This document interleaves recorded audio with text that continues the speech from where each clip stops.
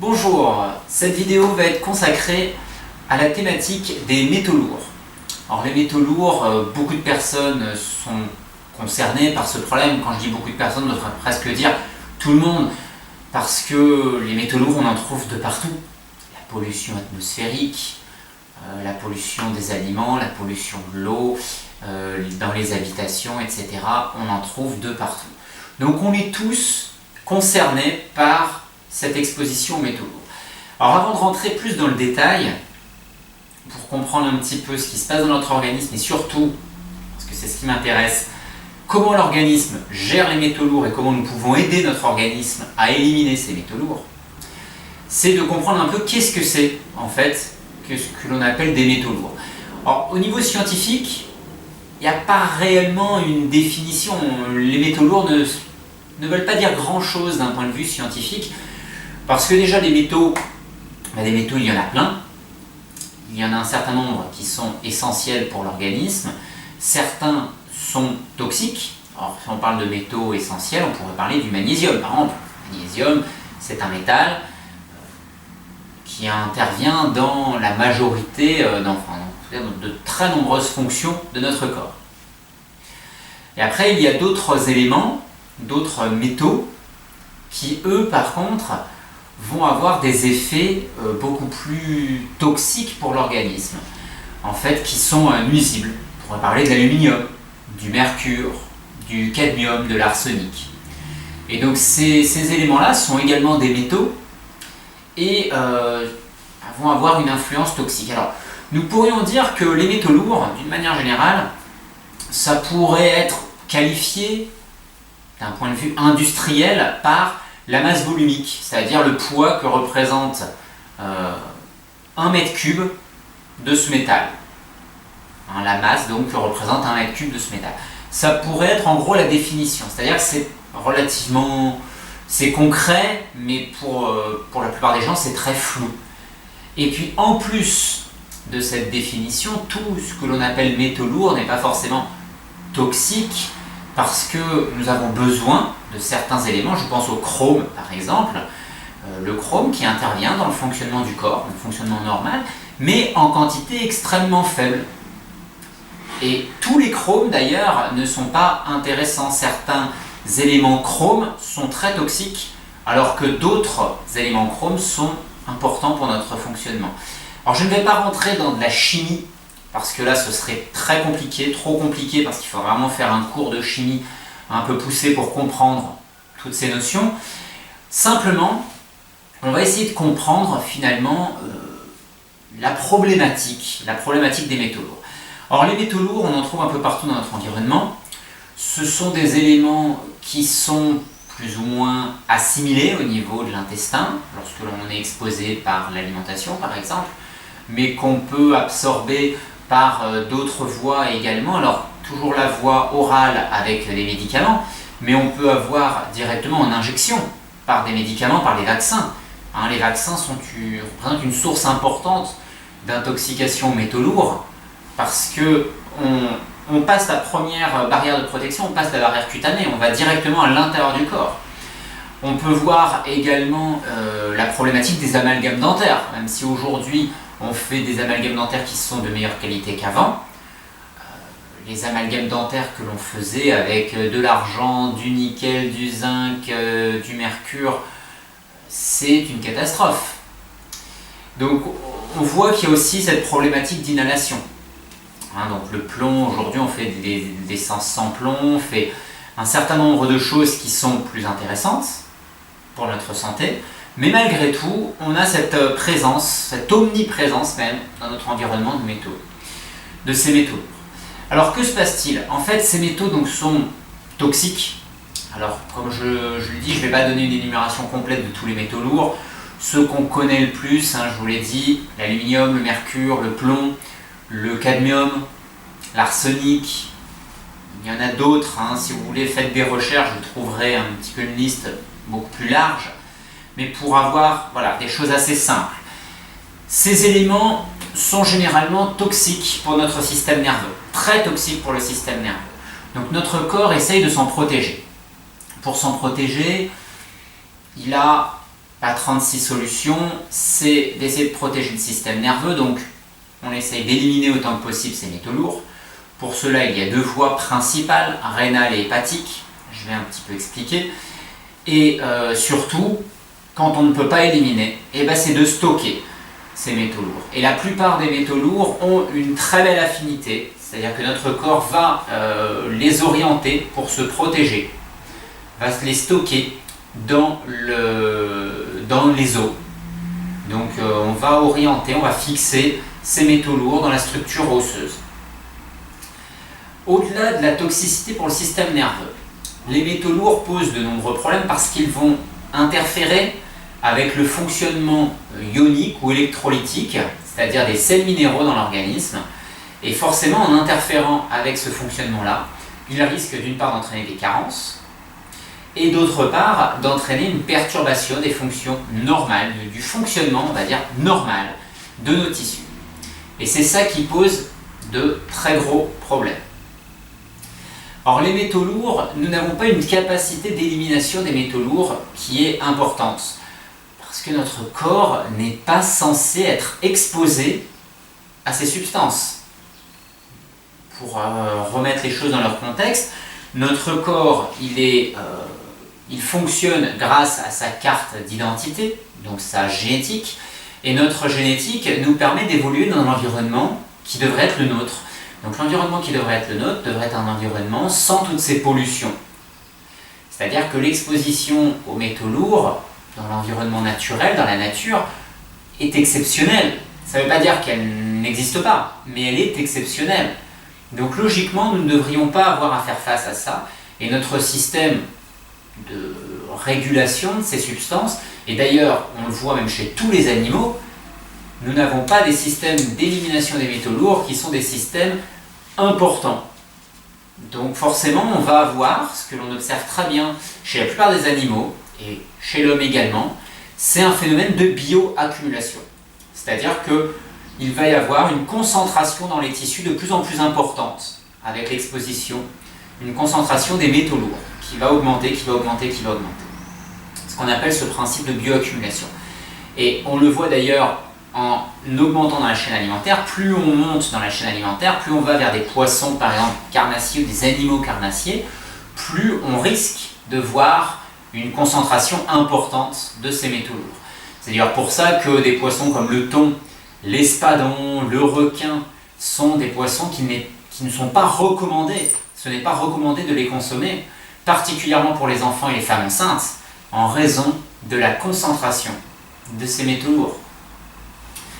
Alors, ces éléments, ce n'est pas nouveau, la problématique n'est pas nouvelle. En 1975 déjà, 40 ans quand même, l'OMS estimait que quasiment toutes les maladies que nous connaissons aujourd'hui sont dues à la présence de ces métaux lourds. Alors il n'y a pas que les métaux lourds bien évidemment, mais ces éléments très toxiques y contribuent fortement.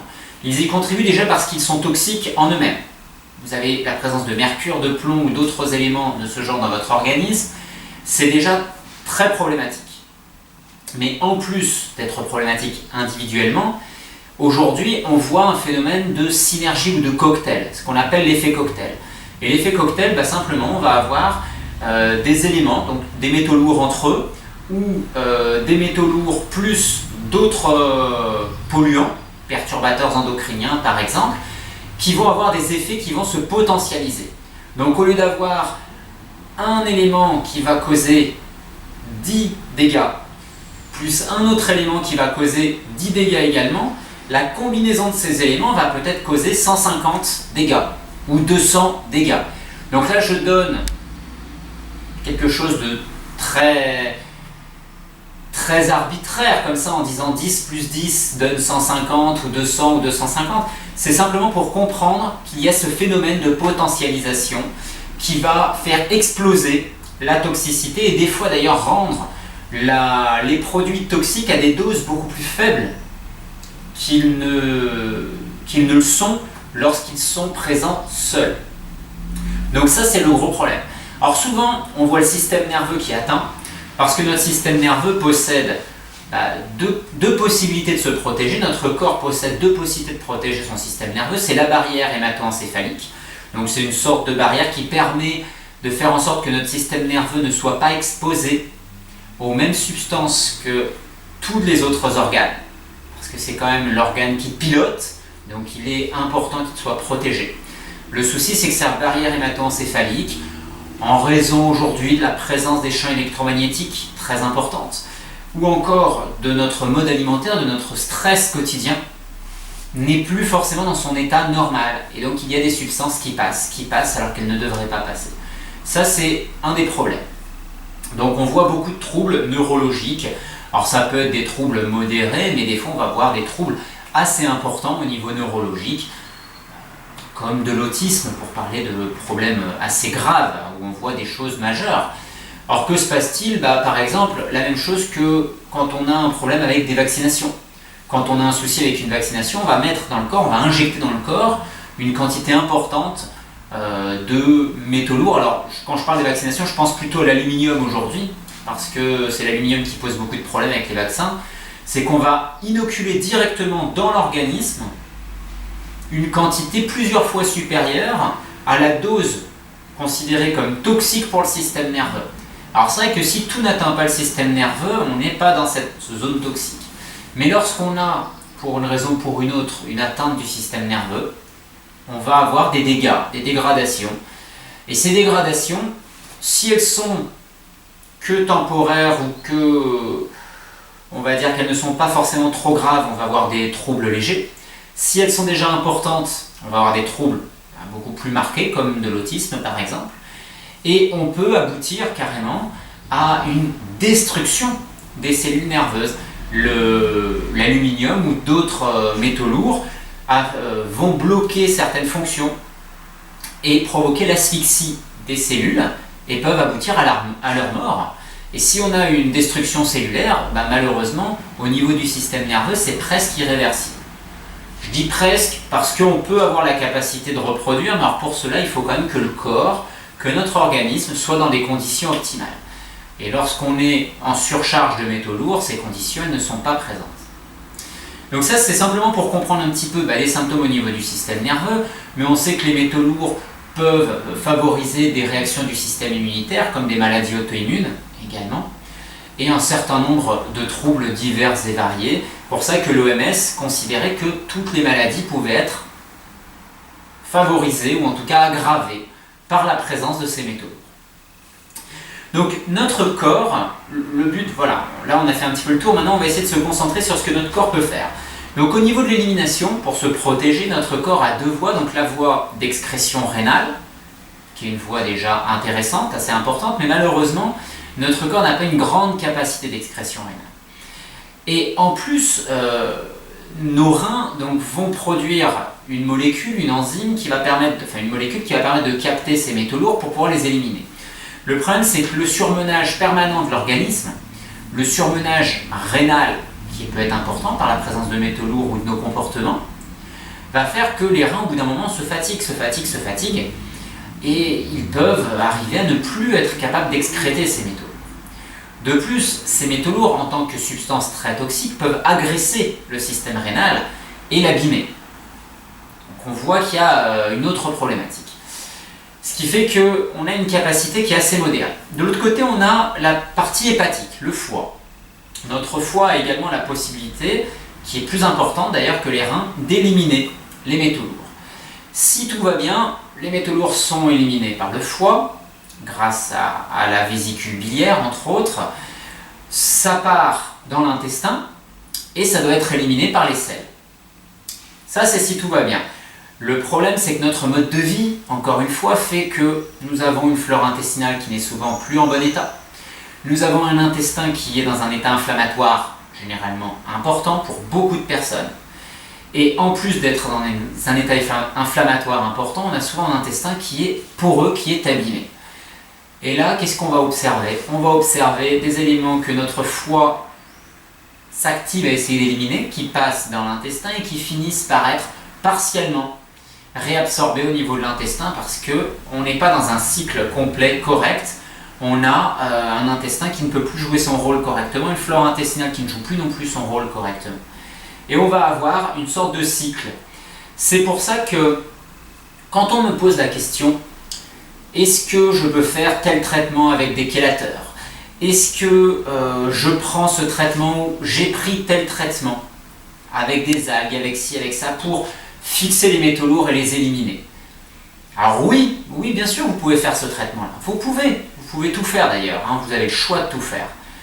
Mais par contre, quand je pose la question généralement, qu'est-ce que vous avez ressenti? La plupart du temps, on me dit « Ah, je ne me suis pas senti bien, j'ai été brassé, j'avais des symptômes au niveau du système nerveux, des fois des pertes de mémoire, parfois des vertiges, enfin bon, je ne me sentais pas toujours très bien, j'avais un certain nombre de problèmes. » Et en fait, ce qui caractérise ces problèmes, souvent on va dire c'est de la détox. Alors oui, c'est de la détox. Alors la détox, je mets toujours un gros bémol dessus, c'est de la détox, c'est vrai, mais la détox, comme c'est devenu un terme à la mode, aujourd'hui, on vante la détox pour tout et n'importe quoi. Et malheureusement, je dis malheureusement, on n'a pas toujours cette détox en tant que telle. C'est-à-dire qu'on va avoir des symptômes. Hein, je l'ai expliqué dans une vidéo déjà.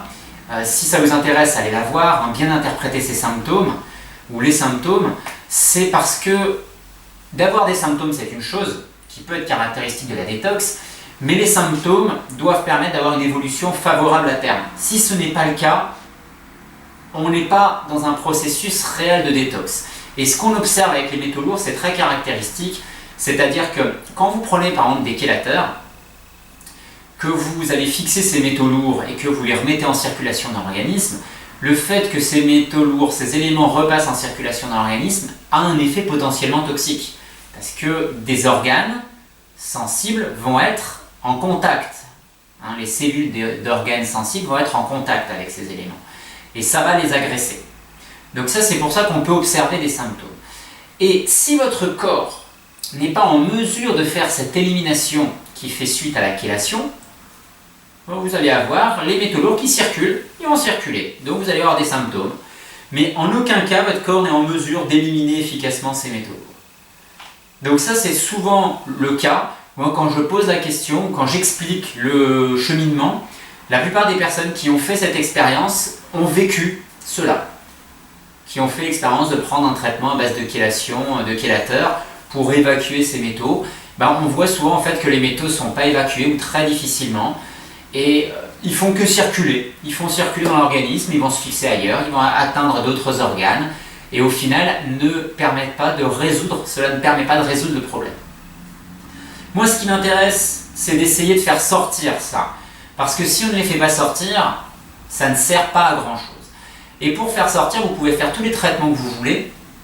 Les traitements ne seront efficaces que si votre corps est en mesure de supporter la charge de travail pour excréter et évacuer ensuite les métaux lourds de l'organisme. Ça, c'est la base de la biologie.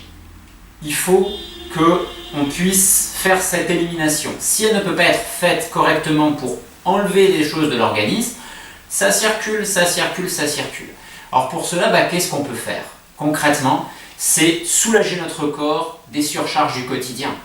Alors comment on soulage? L'alimentation. On va améliorer l'alimentation. On va éventuellement faire des phases d'alimentation allégée et éventuellement aller même vers un jeûne.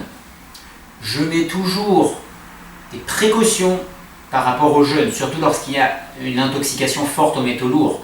Un relargage important de métaux lourds dans l'organisme peut être toxique pour les reins, peut être dangereux pour le système rénal. C'est pourquoi il est fortement recommandé d'aller vers un jeûne de manière très progressive, soit en faisant des étapes, c'est-à-dire que quand on a une intoxication importante, le jeûne doit permettre de parachever le travail, mais le travail il va commencer, il va se faire pendant 2, 3, 4 semaines avant. 3, 4 semaines d'alimentation allégée pour préparer le terrain avant de pouvoir rentrer en jeûne. Et on peut le faire autrement, c'est de faire des périodes d'alimentation allégée, répétées, pour voir comment les choses se passent. Et petit à petit, à force que l'organisme récupère, élimine, on va pouvoir aller vers un jeûne dans de bonnes conditions. C'est pour ça que je mets toujours cette précaution-là, parce que certaines personnes disent « Ah oui, le jeûne c'est super, c'est miraculeux ». Et je suis convaincu que le jeûne c'est super, on peut avoir des résultats spectaculaires, mais encore une fois, il faut le conduire correctement. L'autre manière qui va en parallèle de l'alimentation, de l'amélioration alimentaire et du jeûne, c'est la gestion de l'état émotionnel et du stress. Plus vous êtes stressé, plus votre système nerveux est en hyperfonctionnement. Plus vous êtes stressé, plus votre corps est en éveil constant, donc se fatigue.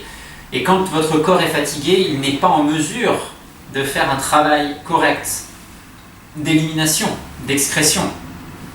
Donc on va entraver, on va réduire les capacités de votre organisme à éliminer.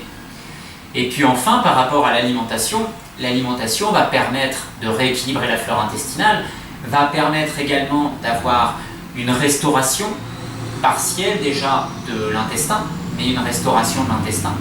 Et puis après, si on rentre dans la restriction alimentaire, dans les diètes, puis dans le jeûne, on va pouvoir, et c'est ça qui est quand même très important, permettre à l'intestin de se restaurer de manière beaucoup plus efficace et beaucoup plus rapide. Et donc l'élimination des métaux lourds sera bien plus efficace également. Il faut, malgré toutes ces choses intéressantes, être conscient en tout cas des limites. C'est-à-dire que lorsque les métaux lourds ont occasionné des lésions que je qualifie de lésions irréversibles, par exemple au niveau rénal, au niveau du système nerveux ou d'un autre organe important, malheureusement, il y aura des séquelles. On ne récupérera jamais 100% de ses capacités. Donc tout dépend de l'état dans lequel se trouve l'organisme. Et ça, ces lésions, on ne peut pas le savoir, ou c'est très compliqué de le savoir avant. Avant d'entamer le processus, c'est très compliqué de savoir ça. Et il faut être conscient également que comme notre capacité d'excrétion et d'élimination, d'évacuation de ces métaux lourds reste modérée, une personne qui est fortement intoxiquée va devoir passer par une phase d'amélioration et de travail pour éliminer ces métaux lourds qui sera relativement longue. C'est-à-dire qu'il faudra envisager un travail sur plusieurs mois, mais quand je parle de plusieurs mois, c'est au moins 6 mois. 6 mois de travail, même s'il y a du jeûne, des choses comme ça, où on peut avoir des résultats déjà très intéressants, il va falloir envisager un travail en profondeur. Et quand je dis 6 mois, ça peut être des fois 1 an et demi, où il va falloir améliorer son alimentation, être relativement sérieux au niveau de l'alimentation, établir quelque chose qui vous convienne, mais qui soit très favorable pour nettoyer l'organisme. Et il faut savoir justement que par rapport à cette capacité réduite de notre organisme, on va peut-être être limité. C'est-à-dire que même en faisant des choses efficacement, on sera limité des fois dans la progression, on sera très restreint. Parce que si l'organisme est en état de carence important, eh bien, il va falloir combler cet état de carence. Et donc l'alimentation va aider parce que les sels minéraux vont reprendre la place de métaux lourds qui ont été fixés à certains endroits ou qui sont dans certaines zones de l'organisme. Parce qu'ils vont avoir une affinité en fonction de leur, de leur potentiel électrochimique, de leur charge chimique. Alors ça c'est un peu compliqué, mais c'est-à-dire que 2 éléments qui ont la même charge chimique peuvent interagir dans certaines fonctions, aux mêmes fonctions de l'organisme. Et c'est pour ça que les métaux lourds peuvent poser un certain nombre de problèmes. Donc s'il n'y a pas l'accompagnement alimentaire, s'il n'y a pas l'allègement des surcharges de l'organisme, généralement, on n'a pas d'évolution, en tout cas pas d'évolution très significative, pas d'évolution marquée. Voilà un petit peu pour comprendre cette problématique des métaux lourds. J'espère que cela vous aura intéressé, je pense que oui, si vous êtes sensible à cette problématique, mais surtout permis d'aller plus loin dans cette compréhension des métaux lourds, dans la compréhension de votre corps. Votre corps, je le dis souvent en séminaire, en consultation, votre corps c'est un ensemble, c'est un tout qui doit gérer tout ce qui arrive au niveau de son environnement externe et environnement interne. Et on ne peut pas dire, il y a des métaux lourds, on dégage les métaux lourds. Si on dégage les métaux lourds sans prendre compte des capacités de votre corps, ça ne fonctionne pas. Si vous essayez de dégager les métaux lourds mais que vos reins sont abîmés, ça va être plus compliqué. Si vous dégagez les métaux lourds et que votre intestin est dans un mauvais état, ce sera plus compliqué également. Donc il faut tenir compte de l'ensemble de l'organisme pour avancer de manière cohérente et permettre à votre corps justement de pouvoir se libérer de cette surcharge qui l'encrasse. Et pour les personnes qui sont très handicapées, très invalidées par cette présence de métaux lourds, et ben c'est justement de pouvoir, on va dire, avoir une forme de renaissance pour pouvoir revivre. Parce que quand on est très en surcharge, on n'est forcément pas bien. Le système nerveux, lorsqu'il est surchargé de toxines, on n'est vraiment pas bien. Voilà, nous arrivons au bout de cette vidéo. Toujours, je vous demande si vous avez des expériences à partager, n'hésitez pas à le faire en commentaire sous les vidéos. C'est toujours intéressant, toujours enrichissant pour tout le monde, pour moi comme pour toutes les personnes qui participent à cette chaîne, qui viennent voir les vidéos. Et puis, n'hésitez pas à vous abonner, à partager ces vidéos. Je rappelle que je vais faire une conférence pour les abonnés dans les semaines qui suivent, une conférence spéciale pour les abonnés. Donc n'hésitez pas à vous abonner si cela vous intéresse. Une conférence qui durera à peu près 1 heure. Voilà, je vous souhaite une très bonne journée et je vous retrouve bientôt pour d'autres vidéos.